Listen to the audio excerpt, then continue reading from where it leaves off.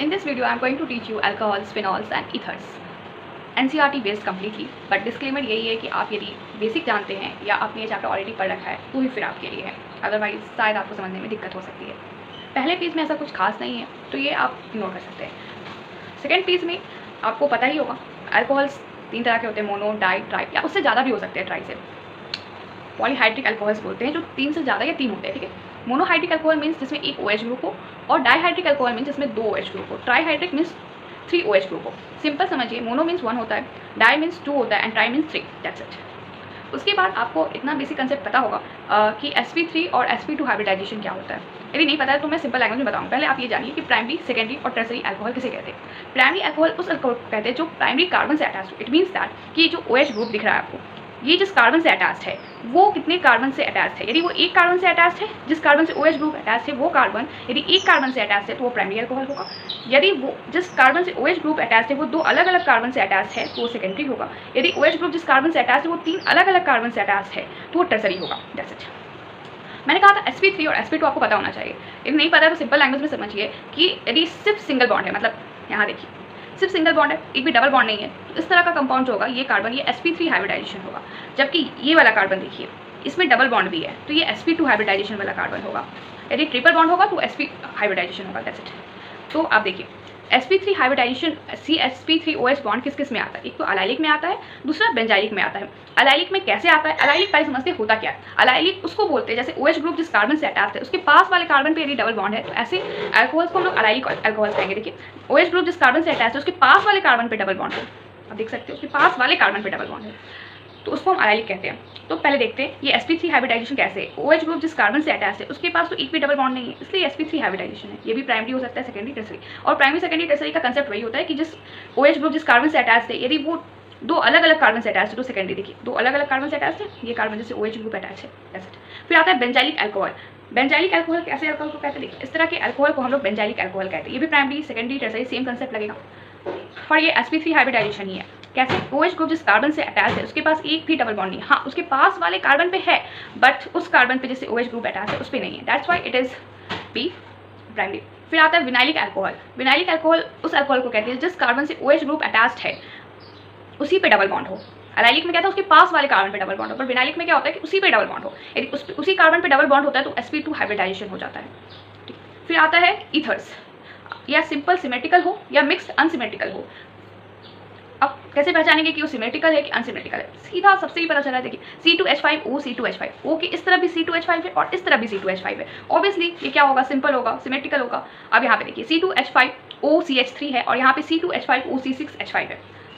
CH3 एक तरफ O के इस तरफ CH3 है और इस तरफ C2H5 है, 2 अलग अलग है। देखिए CH3 C2H5 और इधर C6H5 है, इधर C2H5, इसलिए ये मिक्स्ड या अनसिमेट्रिकल हो जाएगा। दोनों तरफ सेम रहे तो सिमेट्रिकल, दोनों तरफ अलग रहे तो अनसिमेट्रिकल। अब 11.1 को सॉल्व करते हैं। इसमें बोल रहा है प्राइमरी, सेकेंडरी और टर्सरी आइडेंटिफाई करने के लिए। तो देखिए ये OH ग्रुप जिससे अटैच है वो कितने कार्बन से अटैच है, एक कार्बन से, तो ये प्राइमरी हो जाएगा। ये OH ग्रुप जिस कार्बन से अटैच है वो कितने कार्बन से अटैच है, एक, तो ये सेकेंड प्राइमरी हो जाएगा। ये OH ग्रुप जिस कार्बन से अटैच है वो कितने कार्बन से अटैच है, एक, तो प्राइमरी हो जाएगा। ये OH ग्रुप जिस कार्बन से अटैच है वो कितने कार्बन से अटैच है, तो 2, एक ये और एक ये। आपको पता होगा बेंजीन में C6 से बनता है, यहाँ पे कार्बन, यहाँ कार्बन, यहाँ यहाँ यहाँ, तो ये 2 कार्बन से अटैच हो, एक यहाँ से एक यहाँ से, तो ये सेकेंडरी हो जाएगा। ये OH ग्रुप जिस कार्बन से अटैच है ये भी 2 अलग अलग कार्बन से अटैच है तो ये सेकेंडरी हो जाएगा। OH ग्रुप जिस कार्बन से अटैच है ये 3 अलग अलग कार्बन से अटैच है तो ये टर्सरी हो जाएगा। अब अलाइलिक अल्कोहल्स बोल रहा है इस एग्जाम्पल में आइडेंटिफाई करने के लिए। ये नहीं हो सकता है क्योंकि डबल बॉन्ड होना चाहिए कहीं, यहाँ नहीं। आप देखिए ये OH ग्रुप जिस कार्बन से अटैच है उसके पास वाले कार्बन पे डबल बॉन्ड है, तो इसके पास वाले कार्बन पे डबल बॉन्ड है तो ये अलाइलिक हो जाएगा। फिर इसमें कोई डबल बॉन्ड नहीं है। फिर देखो ये OH ग्रुप जिस कार्बन से अटैच है उसके पास वाले कार्बन पे फिर डबल बॉन्ड है तो ये भी अलाइलिक हो जाएगा। OH ग्रुप जिस कार्बन से अटैच है उसके पास वाले कार्बन पे कोई डबल बॉन्ड नहीं है तो नहीं होगा। ये कार्बन OH ग्रुप जिस कार्बन से अटैच है उसके पास वाले कार्बन पे डबल बॉन्ड है तो ये भी अलाइलिक हो जाएगा। तो कौन कौन अलाइलिक है, एक ये, एक ये, एक ये, मतलब लाइन से ये अलाइलिक। फिर ये चार्ट बहुत इंपॉर्टेंट है, आप देख सकते हैं।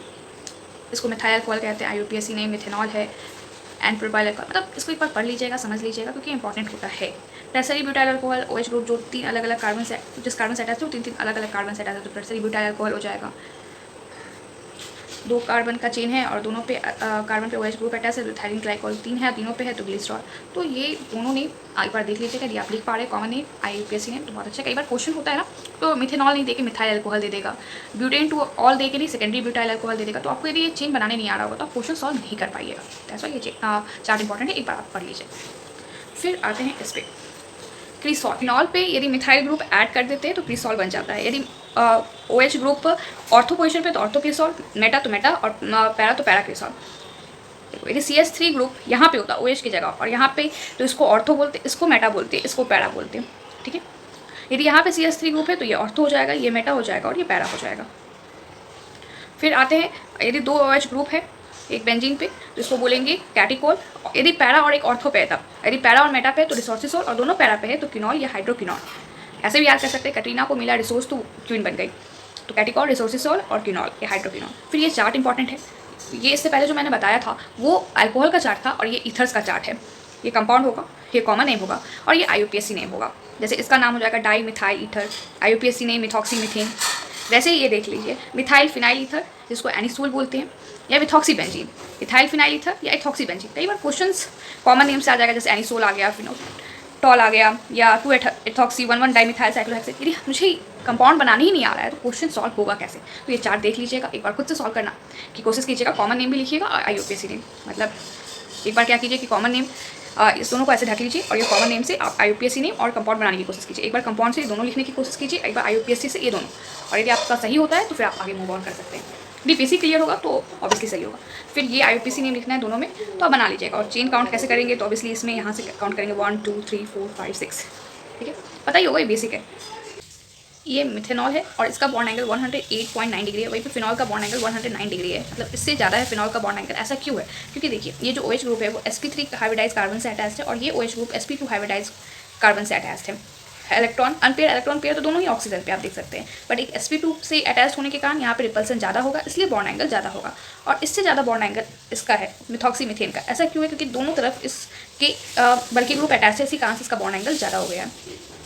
अब ये CO बॉन्ड लेंथ देखिए, फिनॉल से ज़्यादा मिथेनॉल में होता है। ये जो मिथेनॉल का CO बॉन्ड लेंथ है और ये फिनॉल का CO बॉन्ड लेंथ है, ये ज़्यादा क्यों होता है मिथेनॉल के केस में? क्योंकि एक तो पार्शियल डबल बॉन्ड कैरेक्टर आ जाता है फिनॉल में, दूसरा sp2 हाइब्रिडाइज स्टेट हो जाता है कार्बन का, जिससे ऑक्सीजन अटैच होता है, इसी कारण से बॉन्ड एंगल में डिफरेंस आता है।